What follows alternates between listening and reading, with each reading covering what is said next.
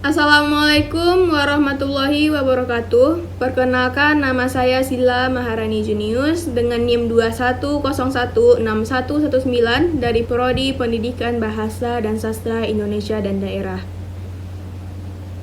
Baiklah, pada kesempatan kali ini saya akan membacakan sebuah cerita guna memenuhi tugas mata kuliah keterampilan berbicara dengan dosen pengampu Ibu Ena Noveria SPD MPD.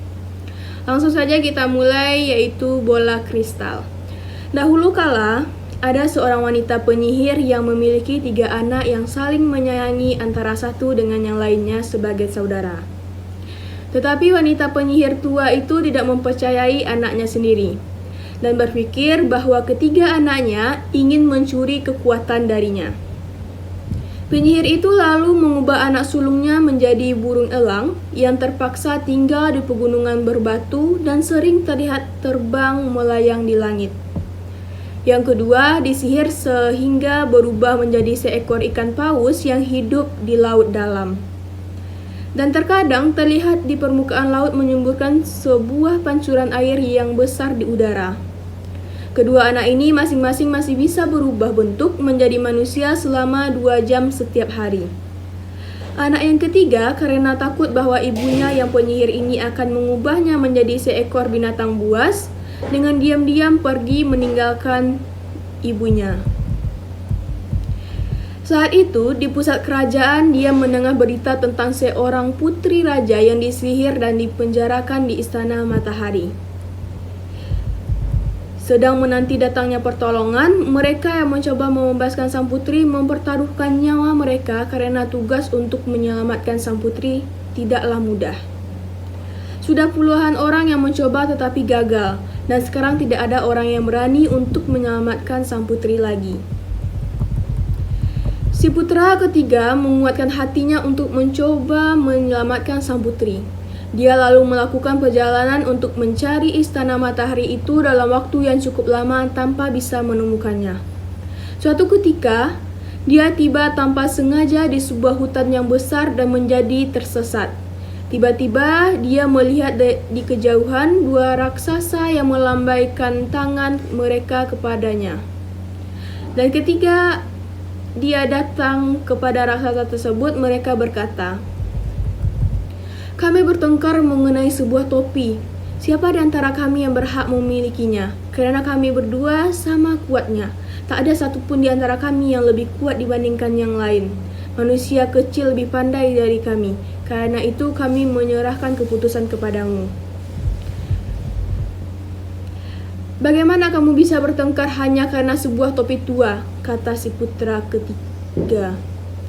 "Kamu tidak mengerti keajaiban topi itu. Itu adalah topi yang bisa mengabulkan keinginan kita. Barang siapa yang memakainya dan berharap untuk pergi ke tempat manapun dia mau, dalam sekejap dia akan tiba di tempat tersebut." "Berikanlah topi itu kepadaku," kata si putra ketiga. "Saya akan berdiri di sana. Ketika saya memanggil kalian, kalian harus berlomba lari. Dan topi ini akan menjadi milik orang yang lebih duluan tiba di sana." Dia lalu memakai topi tersebut lalu berjalan pergi, dan saat berjalan, si putra ketiga berpikir tentang sang putri. Melupakan para raksasa dan berjalan terus, akhirnya dia mendesah dalam hatinya dan bersedih.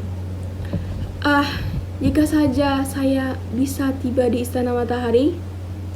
Tiba-tiba si putra ketiga sudah berdiri di sebuah gunung yang tinggi tepat di depan pintu gerbang Istana Matahari.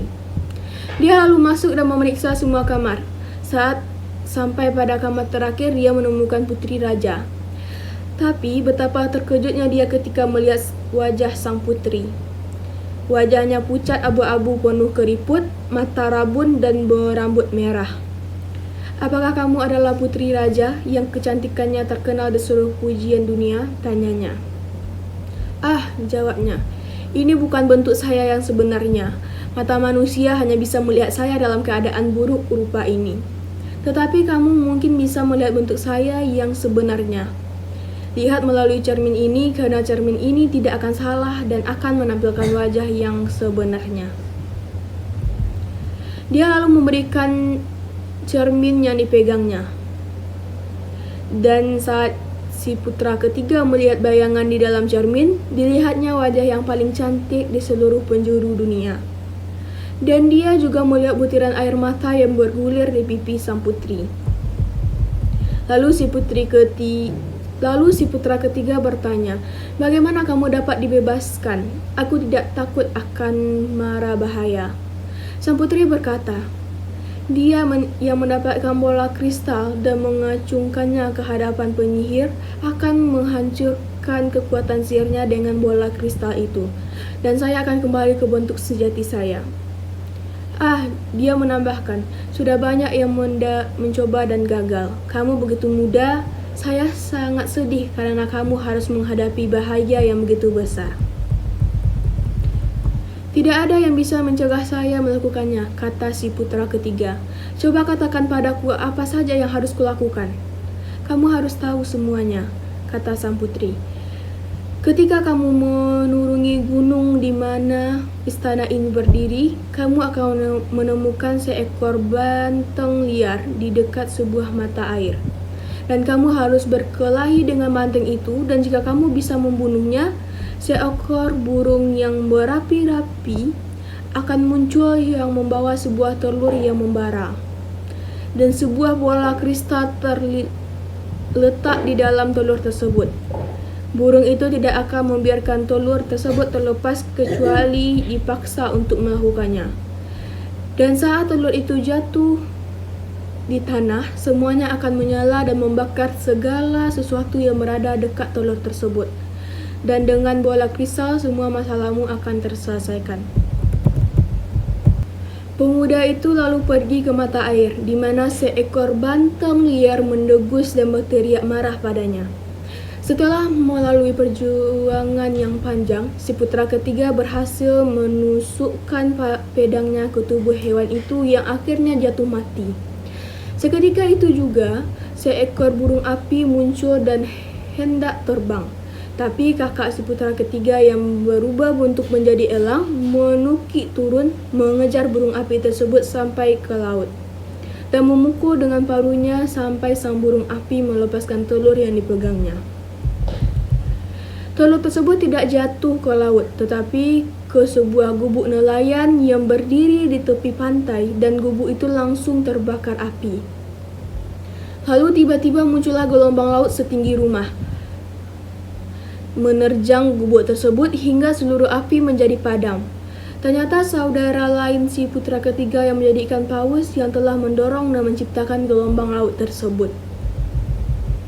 Ketika api itu padam, si putra ketiga mencari telur itu dan menjadi sangat bahagia saat menemukannya.